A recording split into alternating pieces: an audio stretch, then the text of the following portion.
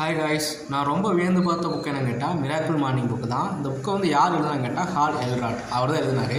அவர் வந்து என்ன பண்ணியிருக்காருன்னா அவர் லைஃப்பில் வந்து ஒரு 6 டெக்னிக்ஸ் வந்து யூஸ் பண்ணியிருக்காரு. அந்த டெக்னிக் அவர் யூஸ் பண்ணனால அவர் அன்ப்ரொடக்டிவாக இருக்கிறது எல்லாமே ப்ரொடக்டிவாக மாற்றிட்டார். இந்த டெக்னிக் வந்து நமக்கும் சொல்லியிருக்காரு.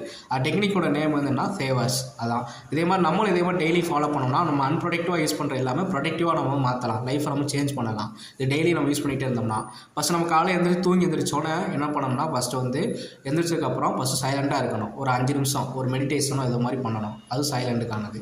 அஃபர்மேஷனாக கேட்டோம்னா ஒரு கண்ணாடிக்கு முன்னாடி நின்று நமக்கான ஒரு பாசிட்டிவான வார்த்தையை வந்து சொல்லி பார்க்கணும். ஒரு கண்ணாடிக்கு முன்னாடி நின்று அது அஃபர்மேஷன்.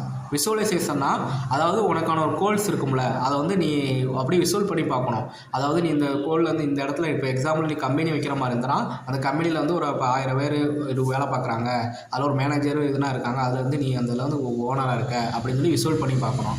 எக்ஸசைஸ்னால் நீ வந்து ஒரு டெய்லி வந்து 1 hour 2 hour எக்ஸசைஸ் பண்ணணும்னு தேவை கிடையாது. ஒரு 5 நிமிஷம் 10 நிமிஷம் பண்ணாலும் ஒரு ஸ்வெட் ஆகிற மாதிரி பண்ணாவே ஒரு யூஸ்ஃபுல்லானதான். அது எக்ஸசைஸு. ரீட்னா நீ டெய்லி வந்து ஒரு புதுசாக ஏதாவது நீ லேர்ன் பண்ணிகிட்டே இருக்கணும். அதை ரீட் பண்ணி அதை வந்து என்ன செய்யணும், அன்றைக்கி அந்த விஷயத்தை வந்து இம்ப்ளிமெண்ட் பண்ணணும்.